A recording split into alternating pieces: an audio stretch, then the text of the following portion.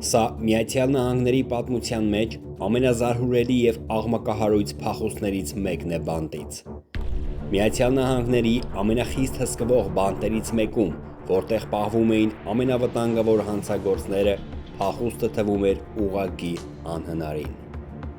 Բայց 7 ցմահ դատապարտյալներ խախտեցին բոլոր կանոններն ու դուրս եկան դեպի ազատություն, ծրագրելով մի փախուստ, որը ցնցեց ողջ Ամերիկան։ Ինչպես նրանց հաջողվեց վնասազերծել ամենախիստ բանտերից մեկի բոլոր աշխատակիցներին և դիմել փախուստի։ Եվ այսպես 2000 թվական ԱՄՆ Թեխաս։ Այս նահանգը հայտնի է իր խիստ և անզիջում օրենսդրությամբ, հատկապես բանտային համակարգում։ Այստեղ մահապատիժը ոչ միայն կիրառվել է բազմիցս, այլ շարունակում է կիրառվել։ Եվ հենց այստեղ 7 ցմահ դատապարտյալներ, որոնք բանտարկվել էին ծանր հանցագործությունների համար, որոշում են փախչել։ Ես դատապարտվել եմ 280 տարով։ Ինչ ունեմ կորցնելու։ Միակ բանը, որ կարող եմ անել, դա փախուստն է։ Ես չեմ պատրաստվում ամբողջ կյանքս այս պատերի ներսում անցկացնել։ Հենց Ջորջ Ռիվասը դառնում է փախուստի գլխավոր ծրագրողը։ Նա փնտրում է 6 բանտարկյալ, որոնք իրեն կվստահեն և կանեն այն, ինչ ինքը կասի։ Պլանը հստակ է՝ վնասազերծել աշխատակիցներին և վերահսկել բանտի հիմնական կառույցները։ Նրանք շաբաթներ շարունակ հետևում են բանտի ռեժիմին, ուսումնասիրում ամեն մանրուք։ Մենք բաժանվել էինք 2 խմբի, յուրաքանչյուր խումբ ուներ իր հստակ առաջադրանքը։ Մի փոքր սխալ և ամեն ինչ ավարտված կլիներ։ 2000 թվական դեկտեմբերի 13 Թեխասի յոթնյակը պատրաստ է փախուստի։ Բոլորս չափից դուրս լարված էինք, որովհետև մեծ էր ռիսկը, որ ինչ-որ բան կարող է այնպես չստացվել, բայց մենք վճռական էինք տրամադրվել։ Կամ մենք այսօր կփախնենք այստեղից, կամ մեզ կգնդակահարեն դիպուկահարները։ Նրանք պատրաստ են և սպասում են, մինչ բոլորը կգնան ճաշի։ Երբ բոլորը ճաշում էին, նրանք արհեստանոցում սպասում էին բանտի աշխատակիցների վերադարձին։ Այդ պահին աշխատակիցներից մեկը վերադառնում է և հարցնում, թե ինչու նրանք չեն գնացել ճաշի։ Մենք ասացինք, որ մի փոքր աշխատանք է մնացել, ավարտենք և կգնանք, և նրան խնդրեցինք, որ մեզ օգնի։ Այդ ժամանակ, երբ աշխատակիցը ներս է մտնում, նրանք անմիջապես վնասազերծում են նրան, բերանը կապում և փակում մի սենյակում։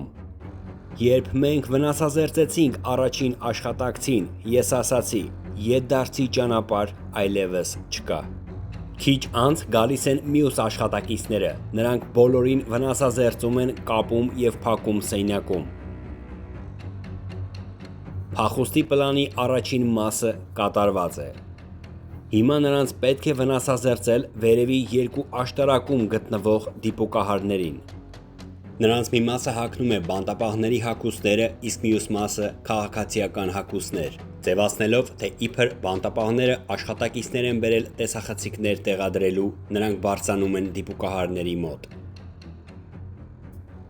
Նրանք պետք է այնպես անեն, որ 2 աշտարակում էլ դիպուկահարների վնասազերծումը լինի միաժամանակ, այլապես ամեն ինչ կարող է փչանալ։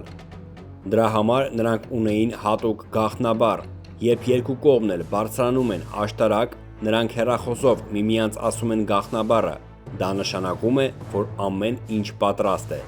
Նրանք միաժամանակ վնասազերծում են աշխատակիցներին, վերցնում այնտեղ եղած զենքերը, բացում բանտի գլխավոր դարպասները, նստում աշխատակցի մեքենան և հեռանում։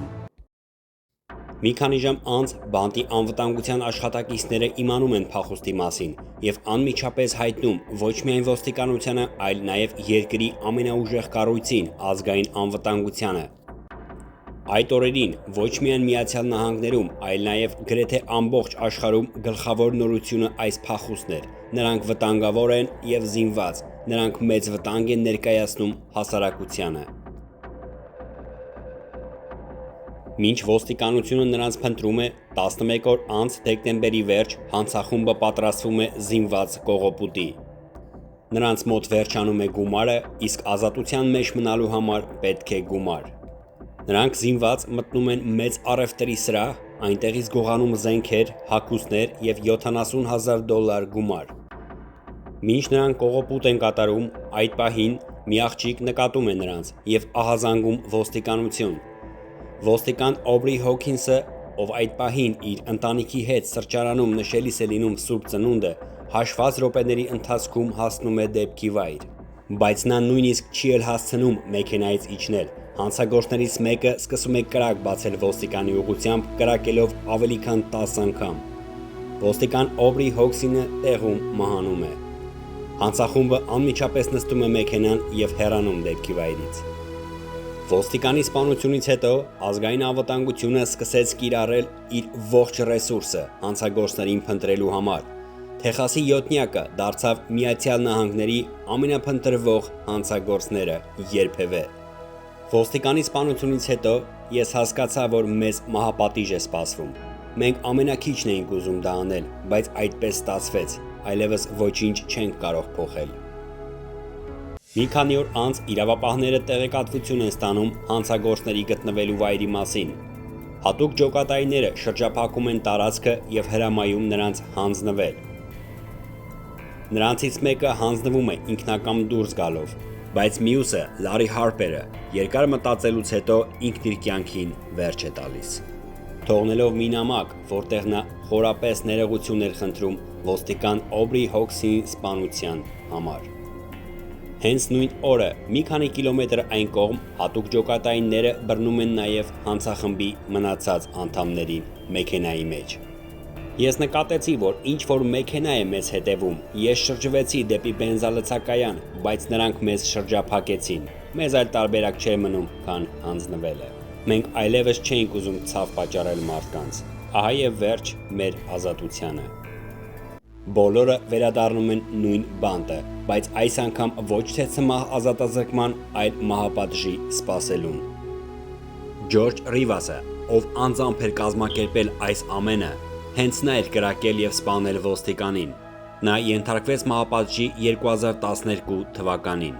Ջոզեֆ Գարսիան ենթարկվեց մահապատժի 2018 թվականին։ Մայքլ Ռոդրիգեսը ենթարկվեց մահապատժի 2008 թվականին, իսկ Դոնալդ Նյուբերին 2015 թվականին։ Իսկ մնացած երկուսը՝ Փատրիկ Մերֆին և Ռենդի Հալփրին, մինչ օրս գտնվում են բանտում և սպասում են իրենց մահապատժին։ Տեխասի յոթնյակը ազատության մեջ մնաց ընդամենը 47 օր։ Եթե չլիներ այս փախուստը և ամենակարևորը ոստիկանի սպանությունը, նրանք հիմա ողջ կլինեին և նրանցից միգուցե մի քանիսը ապագայում հնարավորություն կունենար օրինական ճանապարհով ազատ արձակվելուն։ Այս աղմկոտ պատմությունից հետո ԱՄՆ-ի բոլոր բանտերում զգալիորեն խստացվեցին անվտանգության միջոցները փախուստների ու նման ողբերգական դեպքերի կրկնությունը բացառելու համար։ Հարգելի բարեկամներ, շնորհակալություն ուշադրության համար, կհանդիպենք ցտեսություն։